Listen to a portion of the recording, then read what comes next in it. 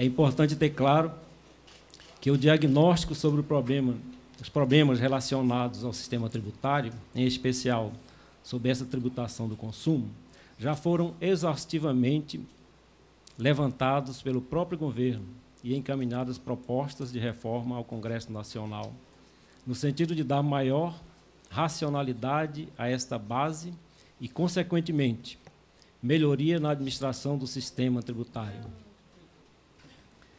Com relação à tributação sobre o consumo, entendemos que o problema maior está na forma como essa base está estruturada.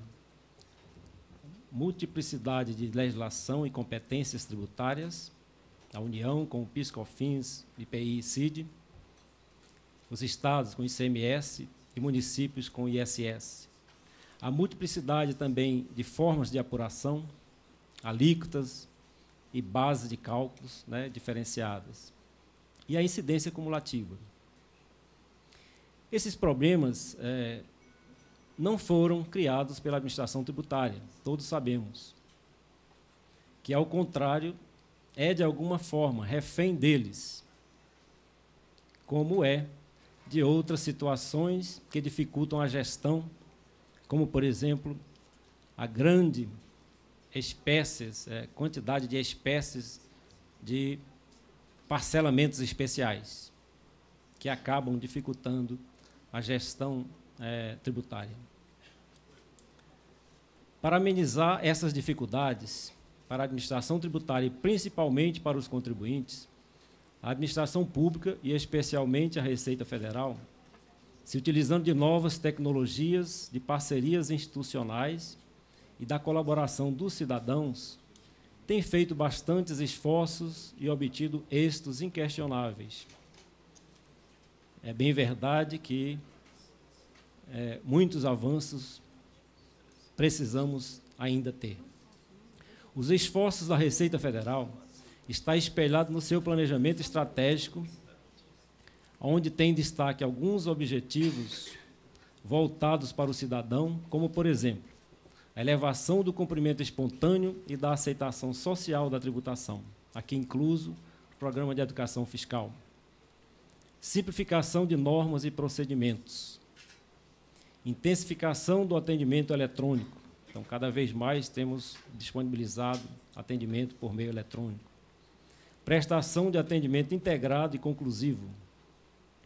Agilidade em aproximar cada vez mais as ações dos fatos geradores. Melhoria das ferramentas de trabalho no atendimento presencial para aqueles que ainda precisarem comparecer às unidades.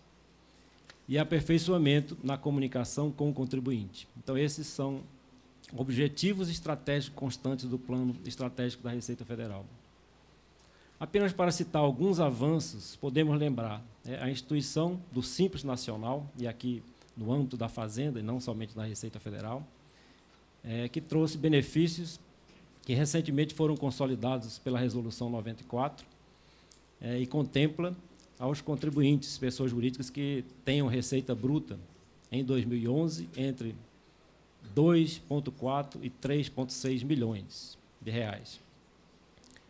Devemos citar também o Sistema Público de Escrituração Digital, um avanço interessante para o contribuinte, que tem, dentre premissas, dedução de custos para o contribuinte e propiciar melhor ambiente de negócios para as empresas no país.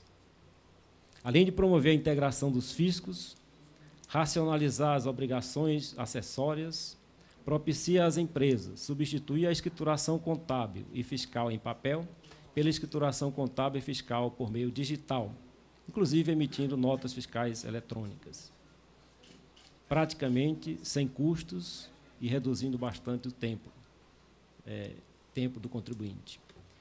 Estamos também o e-processo, que abrange todos os órgãos que fazem parte do processo fiscal na Fazenda, abrangendo, então, o macroprocesso tributário, Receita Federal do Brasil, Procuradoria-Geral da Fazenda Nacional e CARF. Esse último, CARF, como sabemos, é representado por comissões paritárias, né, metade dos julgadores da Fazenda, metade representantes dos contribuintes. Esse sistema transforma os processos administrativos em processos digitais, proporcionando economia tanto para a administração pública quanto para o contribuinte, além de permitir agilidade e confiabilidade. Um avanço também importante é o portal ECAC, é o Centro Virtual de Atendimento, via internet, de serviços protegidos por sigilo fiscal. Quer dizer, inclusive esses serviços protegidos por sigilo fiscal. Pode ser acessado utilizando código de acesso gerado na própria página da internet ou por certificado digital.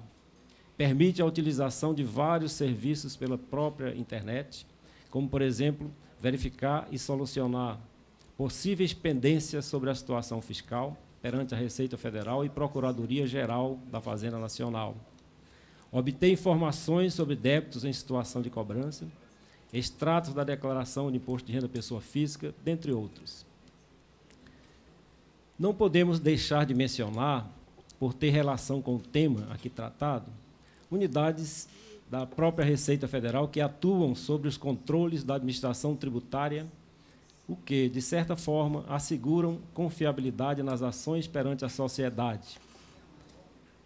Como unidades de controle interno, disponíveis hoje na Receita Federal, nós temos a auditoria interna, a audit, que engloba também a gestão de riscos, a Corregedoria Geral, a COGER, bem fundamentada, com mais de 15 anos de experiências, a Comissão de Ética, recém-criada pela Receita Federal, as delegacias de julgamento da RJ, que não deixam de ser um controle interno sobre os lançamentos tributários questionados pelo contribuinte, a ouvidoria, que é um canal de comunicação com cidadãos. Temos registrado bastante incidência de sugestões que são contempladas, né, feitas através da ouvidoria.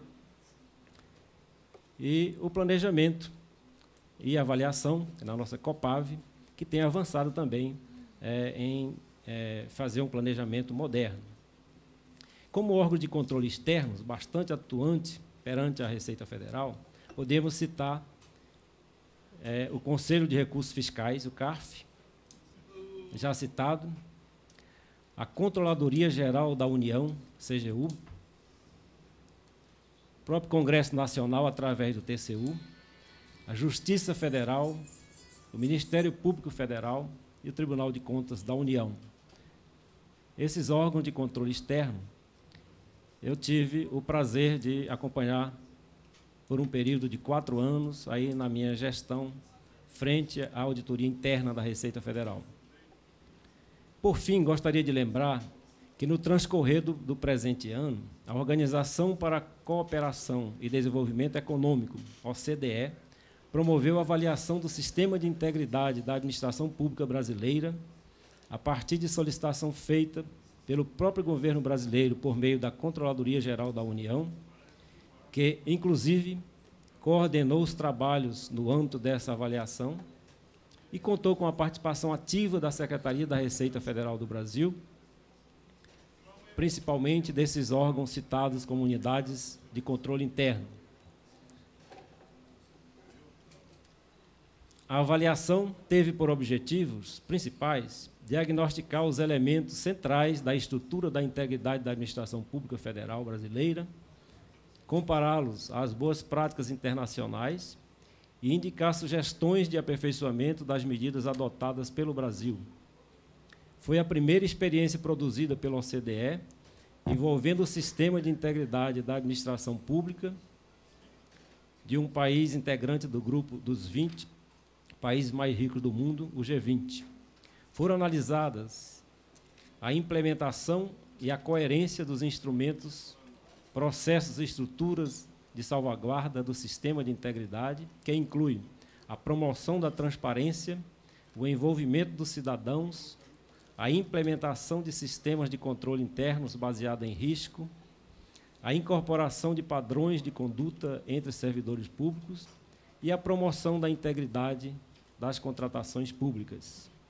O diagnóstico foi realizado por países membros da OCDE por meio de análise documental, de abordagem consultiva e de pesquisas em campo, envolvendo agentes chaves da estrutura governamental, da sociedade civil, entre a comunidade empresarial e em outros setores relevantes, de forma a garantir exame objetivo e independente do sistema de integridade da administração pública federal. Em outras palavras, a OCDE analisou o sistema brasileiro de promoção à transparência e da ética pública e da prevenção e combate à corrupção, valendo-se das experiências da Secretaria da Receita Federal do Brasil, além de outros 2 casos analisados, que foi o programa Bolsa Família e do Programa Nacional DST-AIDS. Pelos resultados da avaliação, que concluiu que o país tem um ambiente propício para dar continuidade a essas ações, inferimos que a RFB tem avançado corretamente nos esforços do combate à corrupção e promoção da transparência. Então, esse é um esforço e por isso que, inclusive, essa palavra está fazendo parte hoje do nosso mapa estratégico da Receita Federal. Bom, agradeço então a todos, colocando assim, mais ou menos, para posicionar algumas ações que têm ocorrido no âmbito da Receita Federal do Brasil. Obrigado a todos. Obrigado, senhor Zé Ribamar. Antes de encerrar essa mesa, só gostaria de mais uma vez agradecer a presença dos senhores, dos palestrantes. Daqui a pouco temos a palestra inaugural do Dr. Paulo Nogueira Batista Júnior, que eu agradeço a presença, e dizer que nesse ano, aqui na Comissão de Finanças e Tributação, nós debatemos muito temas não necessariamente ligados ao controle social da gestão tributária, mas temas tributários, né? E analisando todos esses dados, enfim, obviamente temos divergências profundas entre os deputados, entre visões de mundo, mas uma coisa ficou clara: a carga tributária brasileira não é a mais alta do mundo, como se ouve muito falar aí no vulgo tributário.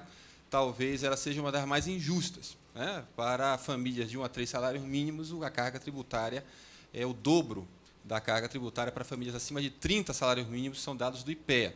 E, em grande parte disso, por causa dos elementos aqui citados, pela nossa concentração num sistema baseado na arrecadação, baseado na tributação do consumo. E a tributação do consumo, por sua vez, está fortemente associada ao problema federativo, que é um problema onde nós temos um imposto subnacional, que é o ICMS, no qual grande parte dos estados mais pobres dependem grandemente desse imposto para fechar suas contas. Então, nós temos um belo problema para empreender uma reforma tributária de caráter progressivo nesse país. Esse ano tratamos aqui do Super Simples, tratamos do Plano Brasil Maior, tratamos de diversas questões. Resta, obviamente, no Senado o problema do ICMS, que talvez foi o problema que impediu a aprovação da PEC relatada pelo deputado Sandro Mabel, a PEC da reforma tributária.